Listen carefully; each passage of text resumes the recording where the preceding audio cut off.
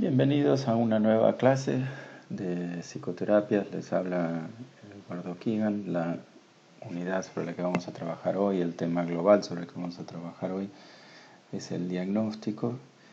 Quería aclararles también que el formato de PowerPoint acompañado con audio, entendemos que no es lo mismo que tener una clase video grabada. Pero para no saturar la capacidad del portal de la facultad, se nos ha pedido que restringamos el peso de aquellas cosas que les ofrecemos. Entonces un PowerPoint con voz, si bien es un archivo de cierto peso, va a ser mucho más manejable que un video, y por eso tiene este formato. Aquí les aclaramos, no los voy a comentar porque son bastante evidentes, pero estas son las preguntas que intentamos responder en este módulo. Ustedes tienen que pensar que esta materia trata de dar respuesta o de presentar, enseñarles cuáles son las respuestas que la psicoterapia contemporánea le da a alguna de estas cuestiones, que son bastante complejas. Y préstenle atención a estas preguntas y van a ver las respuestas que se han dado. Nosotros no decimos que hay respuestas que son correctas y otras que son falsas, sino que hay buenas y respuestas o peores respuestas a estas cuestiones, y mucho de esto es un trabajo en curso donde no hay una cuestión zanjada. En particular, sobre el final, es importante que ustedes vean las ventajas y desventajas de los sistemas diagnósticos categoriales. Ese es uno de los ejes centrales de esta clase. Esta es la bibliografía que pueden usar para este tema, a la que deben referirse para este tema. Gelder, el autor principal, es un psiquiatra que trabajó en Oxford, trabajó también en Londres y ha trabajado, muchos terapeutas cognitivos conductuales famosos como David Clark y Paul Salkowski trabajaron con él en Inglaterra antes de su retiro, que fue por allá por, si mal no recuerdo, fines de la década. Bueno, las clasificaciones diagnósticas, aquí van a ver alguna terminología precisa, que es una enfermedad, que es el padecimiento, y cómo diferenciamos enfermedad en el sentido técnico médico de lo que se considera trastorno en el campo psicopatológico.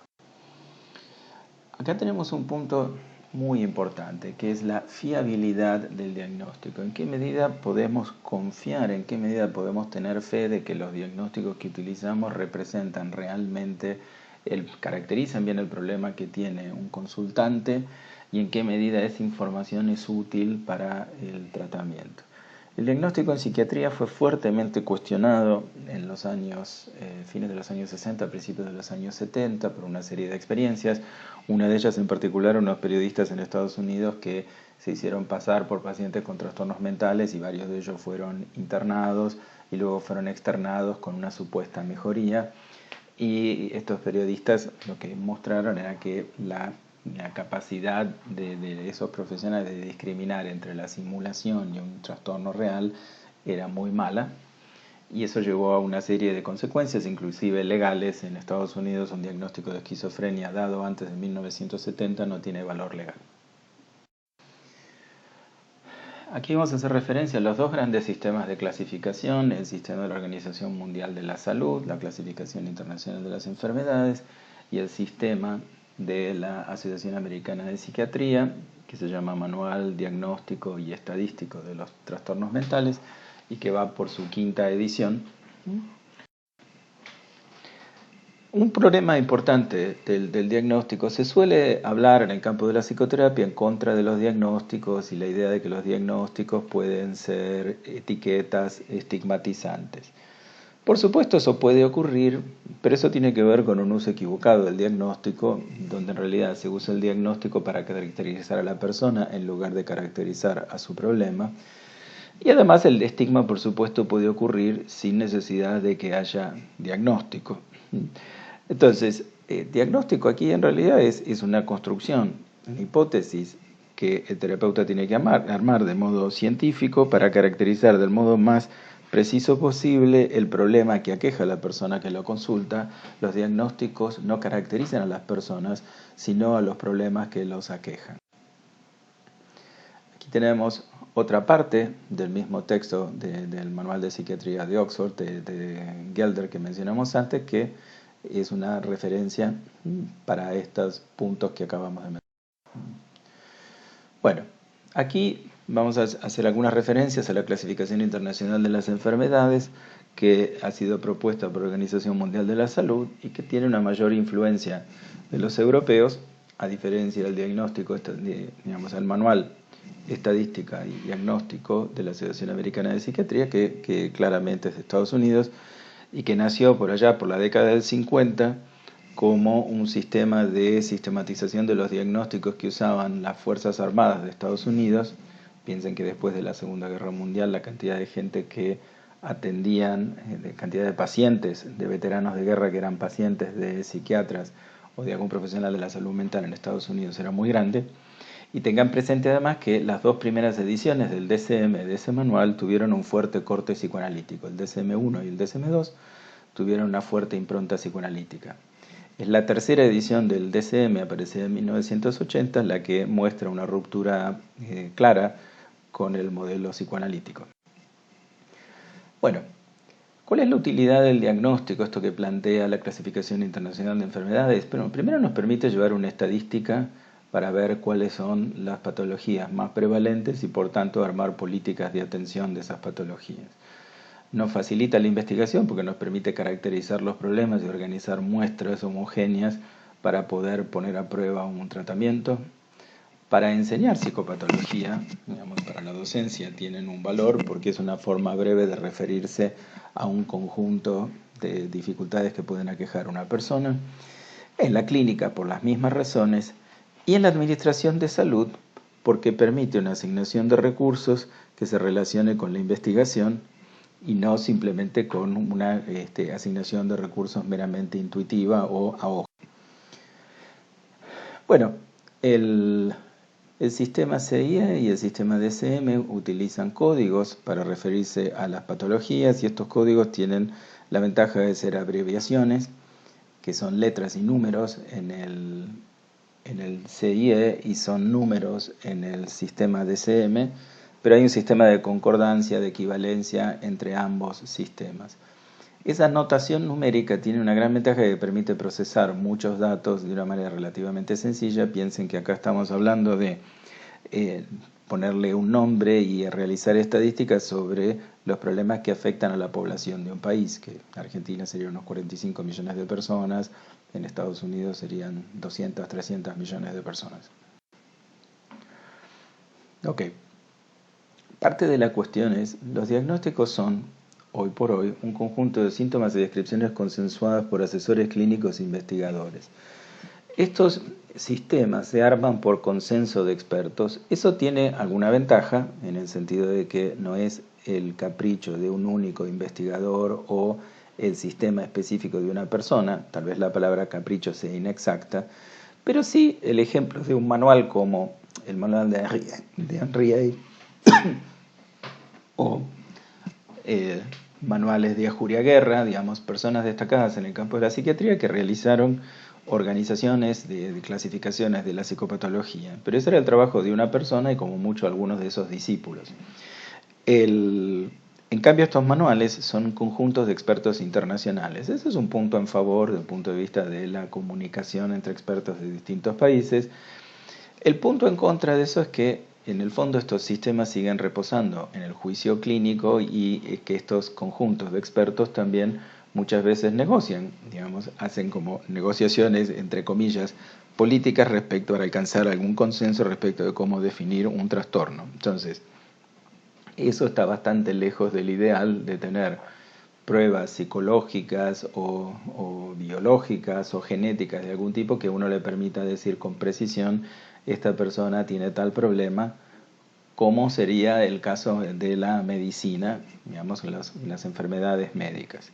Por supuesto, y esto en particular es la posición del campo cognitivo-conductual, esto de caracterización no es posible porque en realidad los trastornos mentales no son enfermedades médicas. Pero este tema lo veremos después. Referencia bibliográfica, una vez más, para que puedan leer sobre. Y algunas palabras ahora sobre el siguiente sistema, el sistema. Ok, El DSM es el resultado de un proyecto de algunos psiquiatras de Estados Unidos y también algunos psicólogos que se denominaron a sí mismos los neocrepelinianos, porque siguieron esta idea de Kraepelin de que cada patología mental debía representar en realidad una enfermedad diferente, capaz de ser discriminada de otras enfermedades mentales, y que en definitiva esas enfermedades mentales eran la manifestación de algún tipo de disfunción subyacente que en la idea de Kraepelin era algún tipo de disfunción cerebral. Ahora, estas personas se pusieron de acuerdo en tratar de generar un sistema que fuera descriptivo para poder tener más acuerdo entre personas que no se ponían de acuerdo sobre teología. Entonces eso tiene que ver con el primer objetivo, establecer un lenguaje común para todos los profesionales. En segundo lugar, que pudiera usarse este manual para configurar las muestras de personas que tenían una determinada patología para poder investigar el tratamiento. Eso le dio un empuje enorme a la investigación en psicofarmacología y en psicoterapia durante los años 80, 90. En el ámbito clínico, que estos diagnósticos fueran suficientemente válidos, confiables como para servir para planificar tratamiento. En el ámbito de la salud pública para generar estadística y en el ámbito educativo, como mencionábamos hace un instante, respecto de la CIE, tecnología. Bueno, presten mucha atención a la definición del trastorno mental. ¿Por qué la palabra trastorno? Bueno, esta es una traducción de disorder. Disorder en inglés no tiene tanto la carga, la connotación negativa que trastorno tiene en castellano. Los pacientes aquí piensan que uno los está tratando de trastornados. Pero el trastorno es un síndrome, es un conjunto de síntomas que, según esta definición, refleja una disfunción que puede ser psicológica, biológica o del desarrollo, que subyacen a estas manifestaciones sintomáticas que pueden ser cognitivas, emocionales o comportamentales. Entonces, un punto que después van a ver que Stefan Hoffman critica, digamos, desde una perspectiva cognitivo-conductual, es la idea de que los síndromes, los trastornos son manifestaciones de las causas subyacentes, y esto él lo denomina, o mucha gente lo llama modelo del síndrome o modelo médico. Aquí ustedes ven las 4 partes de esta definición y aquí tienen una referencia en la aclaración importante a lo que yo me refería antes, ¿no? Las diferencias entre esta perspectiva y la perspectiva dominante, por ejemplo, en el campo cognitivo-conductual. Bueno, ¿por qué es importante que los diagnósticos sean confiables? Porque eso permite orientar las recomendaciones de tratamiento, porque nos permite evaluar la prevalencia, es decir, qué tan frecuente es un trastorno en una determinada población, porque, como hemos dicho antes, nos sirve para armar muestras de pacientes para la investigación clínica o la investigación básica, y porque además un sistema válido permite documentar de manera útil la información relativa a la salud pública de una determinada. Entonces, el primer punto que no puede decir del DSM, tengan presente que el DSM no tiene que ver exclusivamente con síntomas. De hecho, el sistema para emitir un diagnóstico requiere que se cumplan los criterios y, primero, no todos los criterios que deben cumplirse se refieren a síntomas y en muchos casos, aún en los criterios que se refieren a síntomas, pueden no estar presentes todos ellos y de todos modos poder emitirse el diagnóstico. Entonces, un punto importante es utilizar el DSM no implica diagnosticar por síntomas. Y un punto importante aquí es la función básica del diagnóstico es tener utilidad clínica, es decir, nos tiene que servir para determinar el pronóstico de ese paciente, para planificar el tratamiento y para poder estimar la prognosis con tratamiento, ¿no? ¿Cuáles podrían ser los resultados posibles de una intervención con esa persona? Entonces, una característica del sistema DSM y del sistema CIE es que son sistemas categoriales. Esto es, definen un trastorno de una manera tal que si está presente el trastorno A, entonces no está presente el trastorno B. Por ejemplo, uno puede ser categorial en en algunas cuestiones. Por ejemplo, si yo soy estudiante de la facultad o no soy estudiante de la facultad, hay una definición categorial de eso. Para ser estudiante de la facultad yo tengo que estar inscripto y tengo que cumplir con ciertas condiciones. Si yo nunca me he inscrito en una determinada facultad, no soy alumno de esa facultad. Ahora, hay ciertos fenómenos que son fáciles de caracterizar categorialmente, pero hay otros fenómenos que se presentan más dimensionalmente.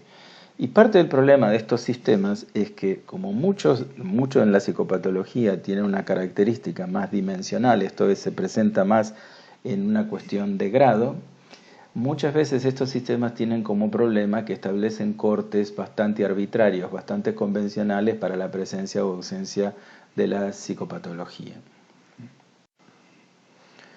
Entonces, aquí tienen una aclaración importante respecto de este punto, no me voy a extender sobre esto. Los enfoques dimensionales tienen muchas ventajas porque permiten describir, por ejemplo, cuán ansioso social es una persona a lo largo de un continuo, pero tienen serios problemas para colaborar con la investigación porque no tienen una manera de definir taxativamente qué persona integra una muestra y qué persona no integra una muestra.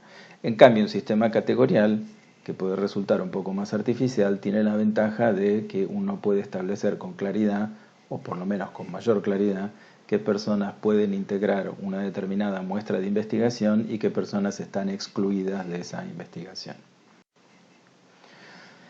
Aquí tenemos algunas referencias sobre las ventajas y desventajas de los abordajes dimensionales. De hecho, hay un proyecto llamado en inglés HiTop en curso que intenta combinar el sistema categorial con los sistemas dimensionales en psicopatología, un sistema muy diferente al DSM y la CIE, pero que todavía no se ha convertido en el sistema oficial que se aplique en la mayor parte de los lugares o reconocido por la mayor parte de las instituciones. Y si bien se reconocen un montón de limitaciones al enfoque categorial, todavía no hay una alternativa al sistema DSM, al sistema CIE categorial, que sea suficientemente sólida o popular como para decir, bueno, aquí tenemos la alternativa que se va a usar a partir de ahora en lugar de estos sistemas.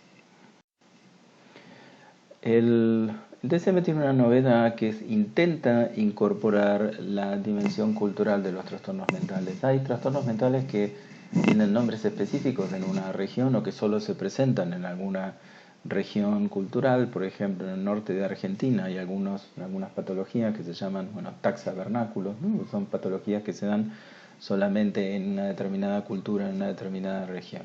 Si bien el DSM no resuelve esto de la mejor manera, también hay que reconocer que es uno de los primeros sistemas, si no uno de los únicos sistemas que le da importancia, relevancia a las cuestiones culturales en psicopatología.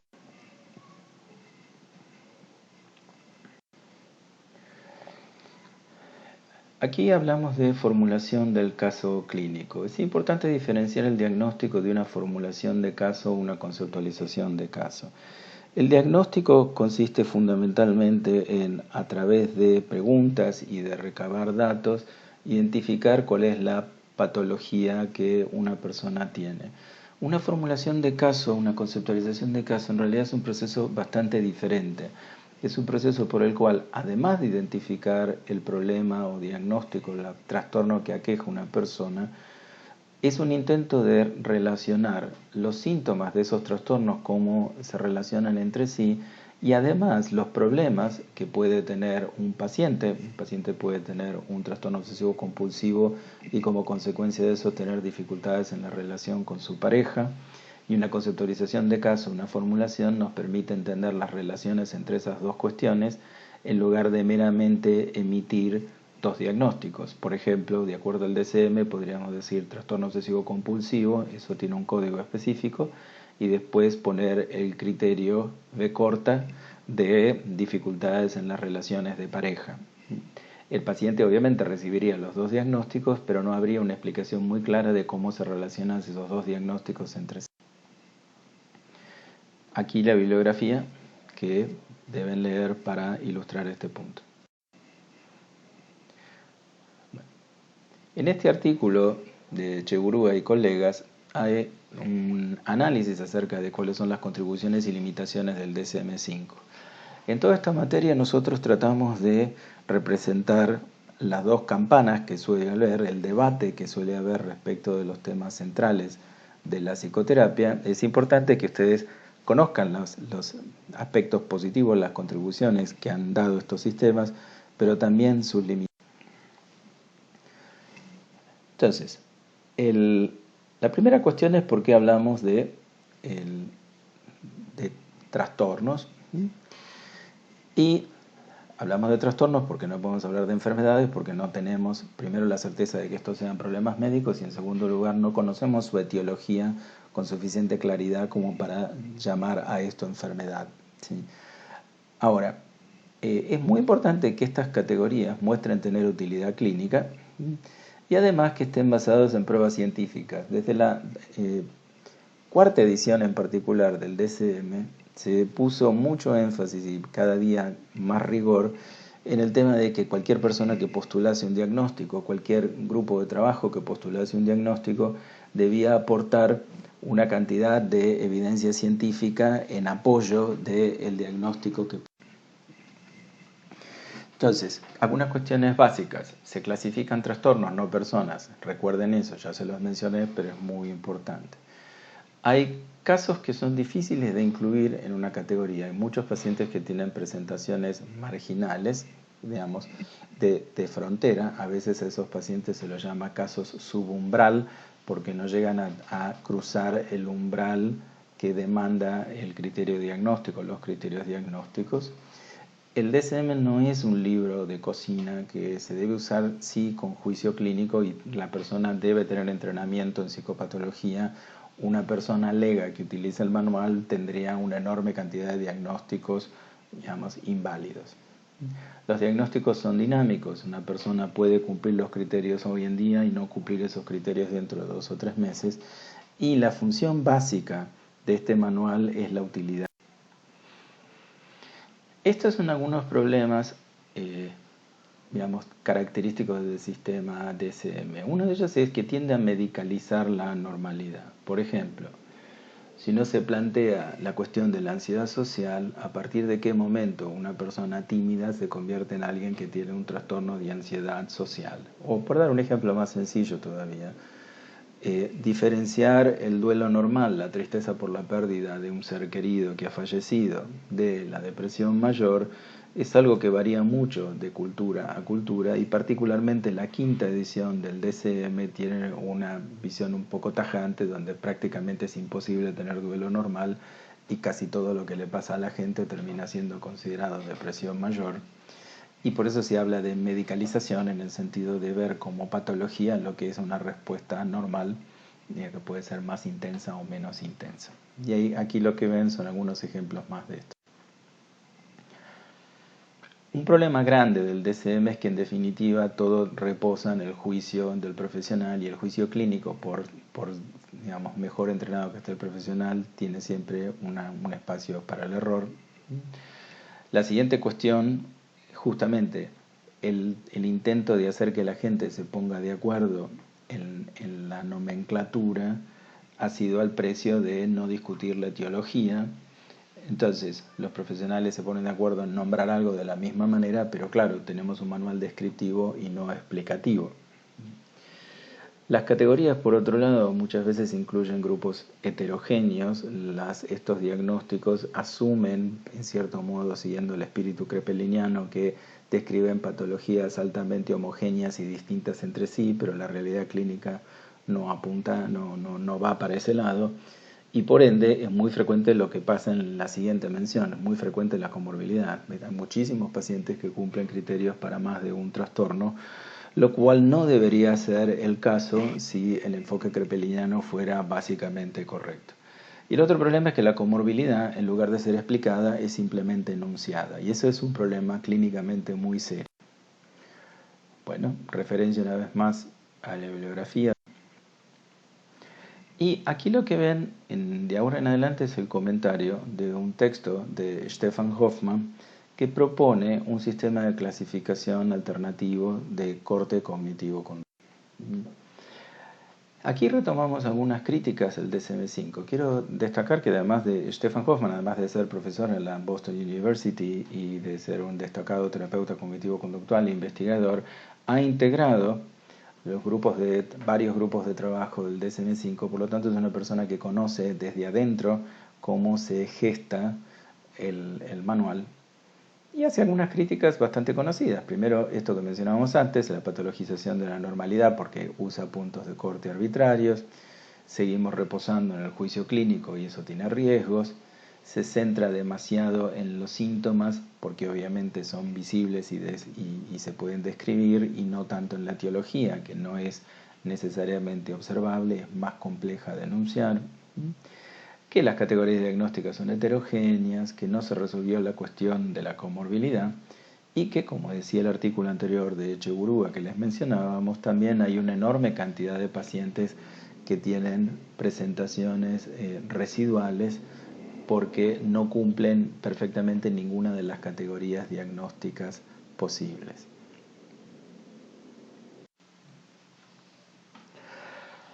Una alternativa al DSM han sido los Research Domain Criteria. Aquí está explicado, no voy a reiterar en eso. Los Research Domain Criteria en realidad son un enfoque un poco distinto. Primero, como su nombre lo indica, tiene más que ver con la cuestión de la investigación y es un intento de continuar la agenda de intentar explicar los trastornos mentales como si fueran la consecuencia de algún tipo de disfunción biológica, pero en este caso pensada como una desregulación, una alteración en circuitos específicos de neurotransmisión. Por ejemplo, el circuito serotoninérgico o el circuito dopaminérgico. Se lo acusa justamente de ser una perspectiva reduccionista porque en el fondo lo que intenta es reducir los trastornos mentales a fundamentalmente una alteración en circuitos biológicos, por supuesto sin negar el impacto de lo social y lo psicológico, pero otorgándole un lugar muy secundario a lo social y lo psicológico. Lo que propone Hoffman es utilizar un modelo conceptual que se llama red causal compleja, donde intentaría dar cuenta de los trastornos no como manifestaciones de una causa subyacente, sino de relaciones entre síntomas que se organizan en un sistema. Y si ustedes se fijan van a ver que muchas representaciones de las patologías, las prestaciones cognitivos conductuales y las conceptualizaciones y modelos cognitivos conductuales son diagramas de flecha, porque lo que se intenta mostrar es las relaciones de secuencia que se dan entre los síntomas y las relaciones de muchas veces mutua causación de los síntomas. Aquí tienen un ejemplo del modelo cognitivo conductual genérico presentado al modo de una red causal compleja. Ustedes pueden ver cómo los esquemas desadaptativos, el desarrollo de esquemas desadaptativos, lo cual lleva al desarrollo más de un estilo emocional y cognitivo, combinado con factores desencadenantes y los procesos atencionales. Tengan presente que en la psicopatología hay una característica que es la atención autoenfocada, dan lugar a procesos cognitivos desadaptativos que dan lugar a su vez a síntomas de tipo cognitivo, experiencias subjetivas, emocionales y respuestas conductuales. Esas flechas de doble vía sugieren que esas relaciones son de doble camino. Los cambios conductuales pueden dar lugar a cambios cognitivos y a cambios emocionales.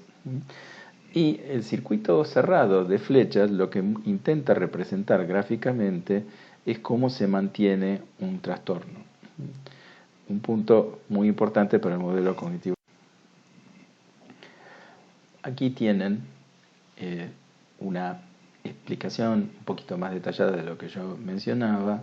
Lo bueno de este modelo primero es que tiene una gran utilidad clínica. La segunda razón, lo que dice Hoffman, es hasta 2012 tenemos casi 260 y tantos metaanálisis que apoyan la eficacia de la terapia cognitivo-conductual dado de todo lo que sabemos acerca de los modelos psicopatológicos cognitivos conductuales y todo lo que sabemos acerca de su funcionamiento y resultados, él piensa que el campo está maduro para armar una clasificación de los problemas en salud mental que sea definitivamente cognitivo-conductual. Entonces aquí lo que tienen es una comparación de los tres sistemas, el DSM-5, los Research Domain Criteria y la red causal compleja, lo que plantea Hoffman. Aquí, a diferencia de los otros dos, que son modelos más médicos, lo que aparece es la idea de diátesis-estrés, un modelo de diátesis-estrés, un modelo que considera que la psicopatología es el resultado de la activación de cierta diátesis o vulnerabilidad por una circunstancia estresante relativamente específica. Y cómo se plantan estos tres modelos respecto a los síntomas, que es un trastorno mental, que cómo se clasifica, cómo se evalúa y la utilidad clínica. Entonces, muy importante es, por ejemplo, particularmente para el modelo conductual, la depresión, los síntomas de la depresión no son la manifestación de un problema subyacente, sino que eso es la depresión. Y lo que se llama depresión podría ser un conjunto de comportamientos desadaptativos que no están gobernados por leyes distintas de las que gobiernan el comportamiento normal, y esa es una gran diferencia con el modelo médico. El modelo del síndrome, el modelo médico, ese que se ve en general en los enfoques psiquiátricos o en el psicoanálisis, la idea es que los procesos que gobiernan a esos problemas son diferentes a los procesos que gobiernan a los fenómenos normales. Bueno, aquí tienen la referencia del capítulo que tienen que leer con detalle. Es un texto denso, complejo, pero muy relevante y muy actual. Y este artículo, que es muy reciente, es un desarrollo un poquitito más elaborado de estas ideas de Hoffman, que es uno de los autores de este capítulo, junto a Stephen Hayes, que es un terapeuta contextual muy destacado, contemporáneo. Los dos tienen una relación de trabajo y de rivalidad y amistad desde hace unos 10 o 15 años, muy conocida en el... Aquí lo que se señalan son los problemas del modelo biomédico. Y cuando hablamos del modelo biomédico no hablamos solamente del enfoque psiquiátrico o biológico. También hablamos de cualquier psicoterapia que piensa que en definitiva los síntomas de una patología son la manifestación visible de una causa subyacente que no vemos pero que sí podemos intuir. Bueno, aquí habla de la cuestión de la alianza terapéutica. Ustedes habrán escuchado hablar, mucha gente que dice, bueno, en realidad los resultados de la psicoterapia se deben a la alianza terapéutica. Pero el problema con esa afirmación, que es que aún aceptando que esto sea así, porque hay investigación en ese sentido, el problema es cómo definimos alianza terapéutica y cómo definimos cuáles son los factores por los cuales la alianza terapéutica presenta eficacia. Y como se señala acá, esto recién está empezando. Y como se dice al final, y es un tema complejo que seguiremos elaborando a lo largo de la materia, tratar de entender cuáles son los procesos de cambio terapéutico en una psicoterapia. Entonces, en el presente se está dejando un poco de lado toda la cuestión del énfasis en lo cognitivo, en lo conductual, y hay un intento bastante más general, más genérico, de intentar caracterizar cuáles son los procesos de cambio terapéutico que son los responsables de que haya un cambio, una promoción del bienestar y de la... Bueno, aquí tenemos una cuestión de la definición de los objetivos de la psicoterapia, de la intervención, ¿sí? Cómo concebimos la patología y qué queremos lograr. Una vez más, no voy a reiterar esto, pero tienen que ver con la crítica al modelo del síndrome y desarrollar un modelo alternativo y cómo concebimos una intervención desde ese modelo alternativo. Un punto muy importante se menciona acá. La terapia cognitivo-conductual, y por llamar así genéricamente a todo el campo que engloba esas intervenciones, tiene mucho más interés en los factores de mantenimiento que en los factores de inicio de los trastornos.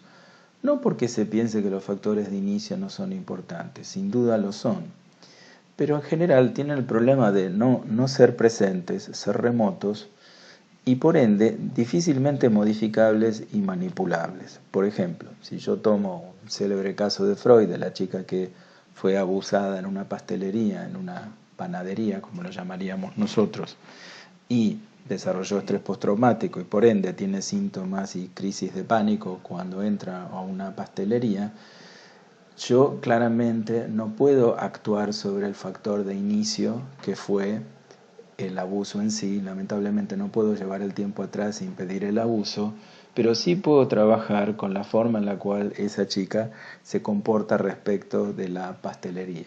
Por ejemplo, la evitación de las pastelerías es un factor de mantenimiento del trastorno de estrés postraumático. Entonces, desde el punto de vista de pensar un tratamiento, es mucho más relevante cuál es el factor de mantenimiento, la evitación en el caso de esta chica, que entender el factor de inicio, que es el ataque sexual, que podemos decir puede haber dado lugar vía condicionamiento clásico a una cantidad de problemas. Entonces, si los diagnósticos tienen que tener utilidad clínica y los factores de mantenimiento son aquello que nos interesa como blanco en la clínica, entonces un sistema que está mucho más centrado sobre los factores de mantenimiento va a tener mucha más utilidad clínica que un sistema que esté más centrado en los factores de inicio o que sea meramente descriptivo. Entonces, ¿por qué clasificar los trastornos mentales y por qué nos tomamos este trabajo? Hoffman da algunas respuestas, digamos, a esto, porque nos da un lenguaje común y fundamentalmente porque permite el avance de la ciencia clínica. Y por ende nos puede servir para mejorar los tratamientos existentes o desarrollar nuevas intervenciones. O como dice en otra parte del texto, muchas veces la gente discute si los trastornos mentales realmente existen o son construcciones sociales.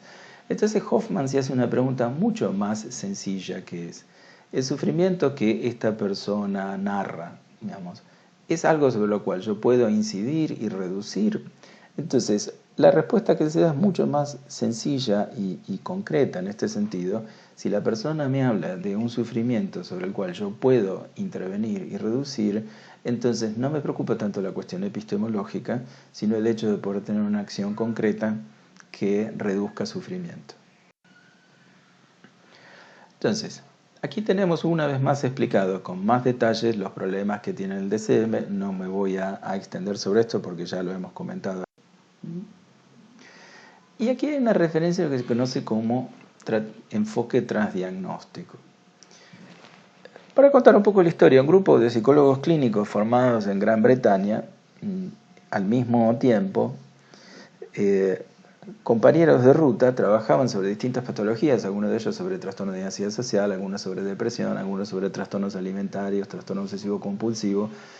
Y cuando se encontraban en los congresos notaban que a pesar de trabajar con patologías distintas, sus intervenciones, sus tratamientos se parecían mucho, los componentes de sus tratamientos eran muy similares y en definitiva que esas patologías parecían tener muchos más mecanismos en común que diferencias. Entonces, la palabra transdiagnóstico, que tiene sus problemas, el mismo Hoffman la critica, tiene que ver con la convicción creciente de que nuestro sistema categorial DSM o CIE en realidad separa la realidad de un modo un poco artificial y deberíamos repensar la psicopatología más desde la lógica de cuáles son los procesos compartidos. Por ejemplo, el pensamiento recurrente negativo es un fenómeno que se da en el trastorno por estrés postraumático, se da en el trastorno de ansiedad social, se da en la depresión. O, por tomar un ejemplo que nosotros hemos investigado bastante, el perfeccionismo desadaptativo se ve en el trastorno de ansiedad social, se ve en la depresión mayor y el suicidio, se ve en los trastornos alimentarios, particularmente en la anorexia. Es decir, si nosotros desarrollamos una intervención para el perfeccionismo desadaptativo, esa intervención puede ser útil para personas que tienen diagnósticos muy diferentes. Eso tiene además una gran ventaja, que yo podría entrenar a los terapeutas en adquirir habilidad para trabajar con ciertos procesos básicos, en lugar de que esos terapeutas tengan que aprender uno por uno los digamos, las decenas, sino cientos de protocolos que existen para tratar la enorme variedad de trastornos que hay según su definición DSM.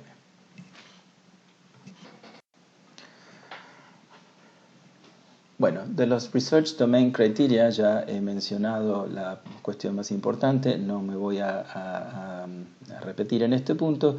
Sí es importante que esto es una propuesta que se hizo en su momento, poco tiempo después de que salió el DSM-5, quien presidía en ese momento el National Institute of Mental Health. Para que lo tengan claro, el Instituto Nacional de Salud Mental de Estados Unidos es la principal organización en el mundo para financiar investigación. Entonces, cualquier decisión de esta organización tiene un impacto muy fuerte en los programas de investigación a nivel internacional. Bueno, aquí sigue explicando los RDOC, lean esto con detalle, tanto acá.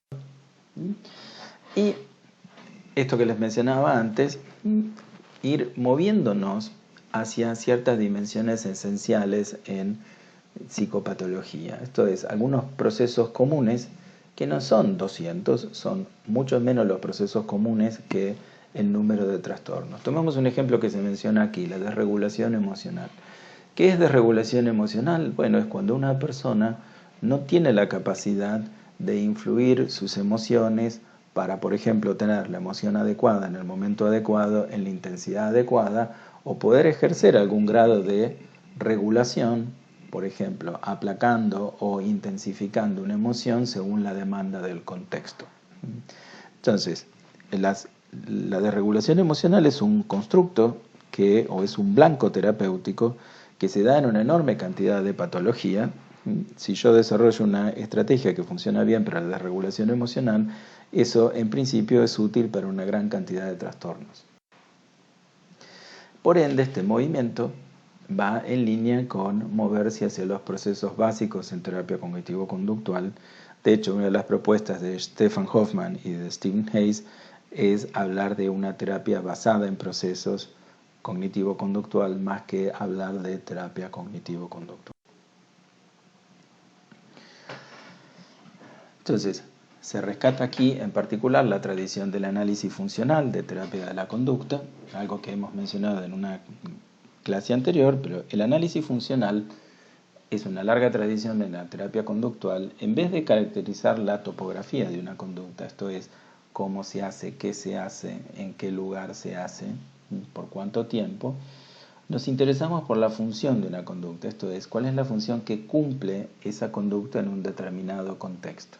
Por ejemplo, una cosa es que yo tome alcohol para disfrutar de las características organolépticas de esa bebida de manera moderada y disfrutando una reunión social, y otra cosa es que yo tome alcohol con la función de regular emociones de valencia negativa que me resulta difícil tolerar, que suele ser una de las razones fundamentales detrás del fenómeno del alcoholismo.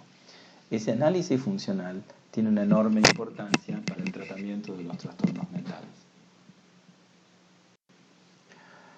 Aquí tenemos la referencia y como ustedes ven, esto está en el libro que les mencionaba, Terapia Cognitivo-Conductual basada en procesos de Hayes.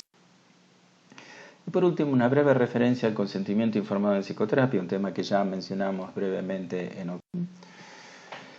¿Qué es el consentimiento informado? Cuando una persona nos consulta, en realidad esa persona sabe de su sufrimiento y sabe de su historia personal, pero normalmente no sabe de psicopatología. Nosotros, a través de nuestro conocimiento, caracterizamos ese problema, por ejemplo, diagnosticándolo, nombrándolo de alguna manera, y por supuesto tenemos mucha más información que el paciente acerca de cómo tratar eso, a qué se debe y cómo se puede resolver eso. El procedimiento de consentimiento informado consiste en darle información al paciente de una manera comprensible y somera para que éste pueda darnos el consentimiento para el tratamiento habiendo comprendido las ventajas y desventajas de atenderse, no atenderse, y una vez que le hemos explicado cuáles son las posibilidades de tratamiento, cuáles son las alternativas de tratamiento.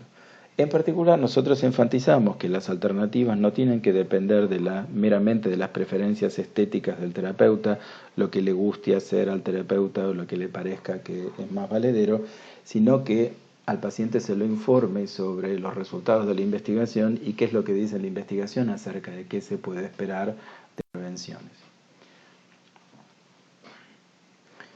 ¿Cuáles son los componentes del consentimiento informado? Bueno, esto es un poco a qué nos tenemos que referir cuando informamos al paciente.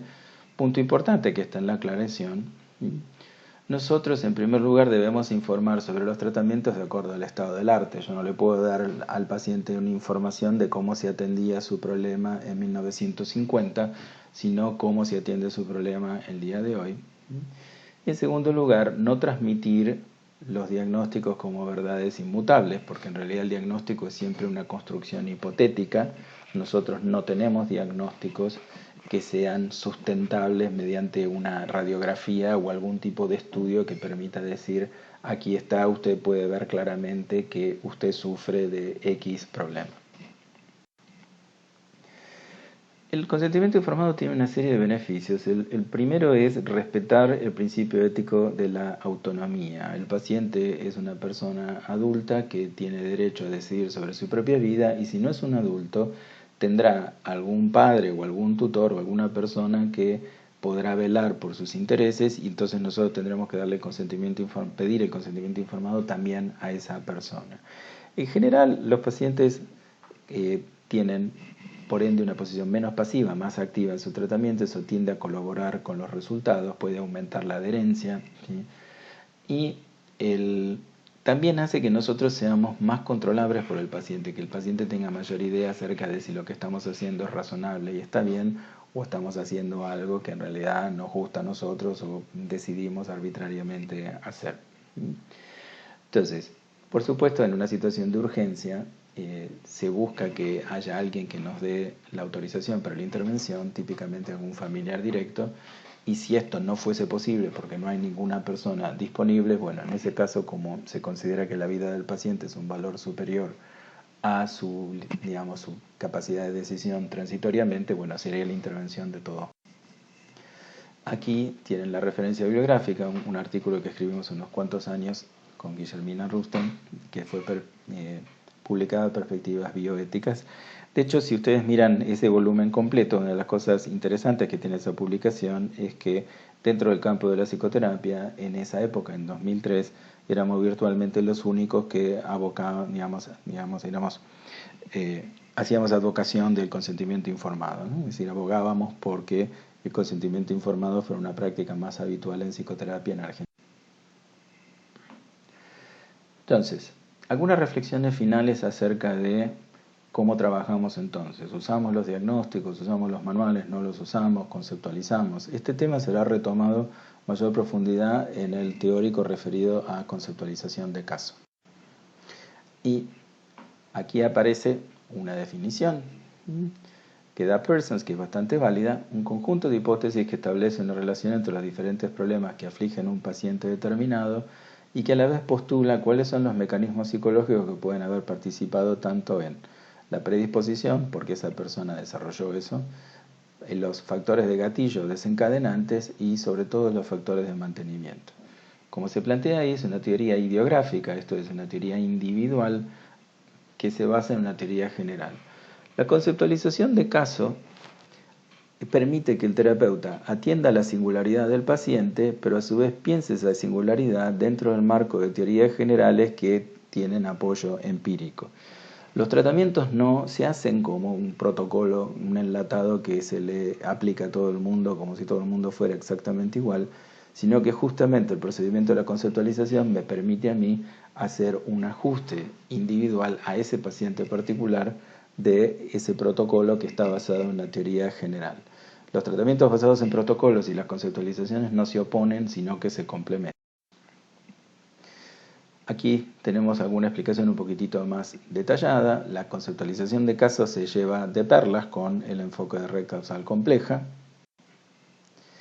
Y acá tenemos uno de los modelos, estamos usando aquí en particular el modelo de Jackie Persons, que nos parece bastante claro cuáles son los componentes de una conceptualización cognitivo-conductual. Y aquí está la ficha que tienen que leer más en detalle para ahondar en este tema.